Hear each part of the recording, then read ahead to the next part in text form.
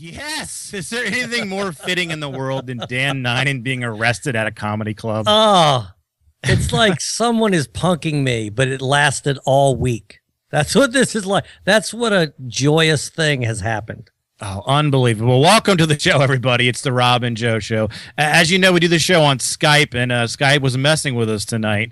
I think Dan, maybe he tried to sabotage the show. He's known, but he couldn't. We persevered. He couldn't do it. We did persevere. Welcome. We're very excited about tonight's show because the man who's been tormenting us and the comedy world for years, and us specifically for the past 3 months, got his just due this past Wednesday, the 25th of September. Of course, we're going to delve totally into the Nainan stuff. We got a hilarious update on the Scott Apple Match.com profile bet, and I have a quick story about how I almost got attacked by a midget at a show Saturday night. Let's just walk you through what happened.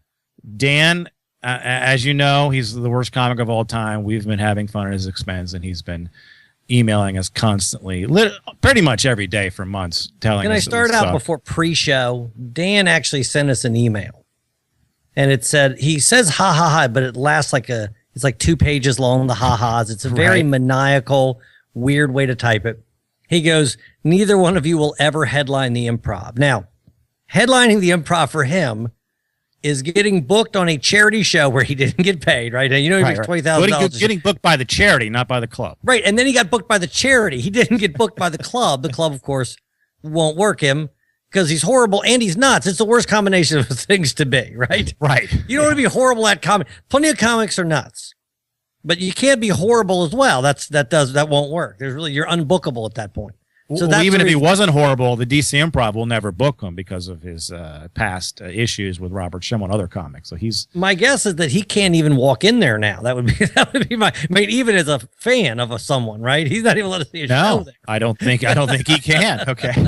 Well, it's funny because he emailed us that night. It is funny because we work the DC Improv. They pay us to work there. They don't, but yet he's taking a shot at us about the Improv working there. That's strange. But yeah. I follow the DC Improv on Twitter at DC Improv, and this was this past Wednesday night, the night of this charity event, and they tweeted that this guy Josh Rogan, who I never heard of, some reporter, was live tweeting this event. So I immediately he's a big deal. This guy, he's got like 1 billion Twitter, but he's got actual real Twitter followers. Yes, not like Dan Nainan Twitter followers. He didn't buy his Twitter followers; they actually follow him. They're actually fans of his work. Right, yes. right. Well, his first tweet that I noticed about the show was that Candy Crowley bombed. Now, Candy Crowley is a fairly well-known CNN reporter. She was a moderator for one of the presidential debates, so she's, pretty big deal.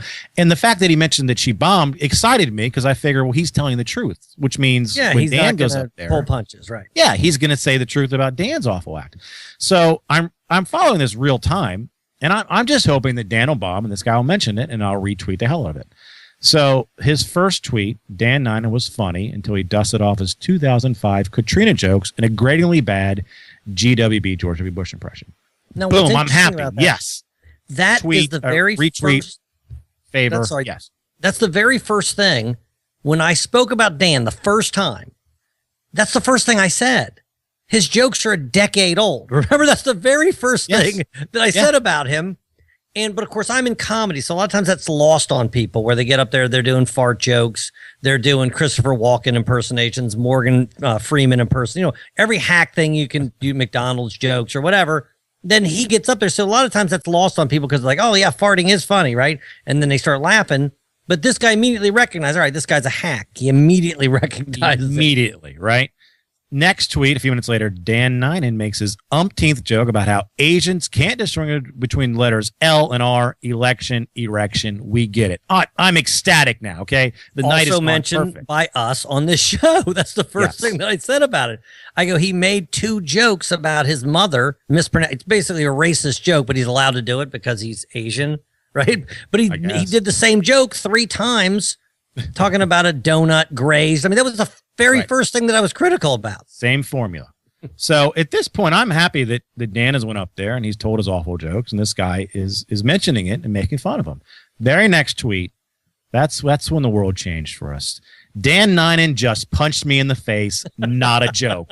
Holy shit. Are you serious? I'm texting you. Justin Schlegel's texting John me. Muma, Andy Klein. Yeah, text is flying crazy. back and forth, right? The very next tweet that he basically that he punched me in the face again. He's being arrested. I mean, it keeps getting better and better and better. I mean, you're right. You almost thought, is this real? And then because it was too good to be true. Because the universe rarely gives you more than you would ever want. But in also this case, justice, right? It's like this guy's horrible. Now all of a sudden the world knows. It's so awesome, right? Yes. It's they know, and they know he's crazy. All the things that you really want out of life happen. And I texted you, I can't sleep. And as I was texting that, Justin Schlegel was texting to me that he couldn't sleep. Right. No one could sleep. It was like Christmas Day is what it was like. Listening to the USA Today, the Washington Post. Oh. They talked about him on PTI. Like, he's gotten mentions. He wanted to be a national figure, but he wasn't talented enough. No. So he tried to dupe the corporate world into believing he's something that he was not. And now he has the fame that he wanted, but he can't. I mean, can he still work corporate gigs? I mean, they'll know that if they don't laugh at him, he'll punch you in the face. Well, the Washington Post had a column this week where they said who had the worst week in Washington. Meanwhile, government is about to be shut down, and they said Dan Nainan had the worst week in Washington.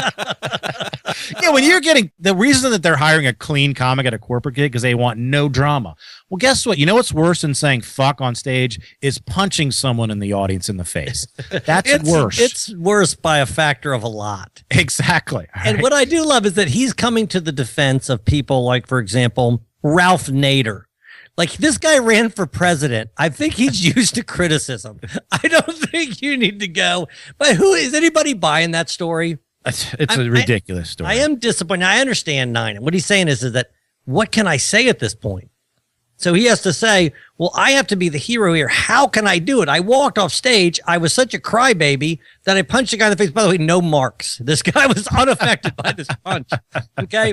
Because that's what Nainan said. Nainan goes, if I punch this guy, how come there's no marks? I don't know, because you're a pussy. I mean, we know why there's no marks. Because you're a 52-year-old Asian guy? Yeah, yes, because you're a tiny-handed Asian. We know why there's no marks on this guy, right?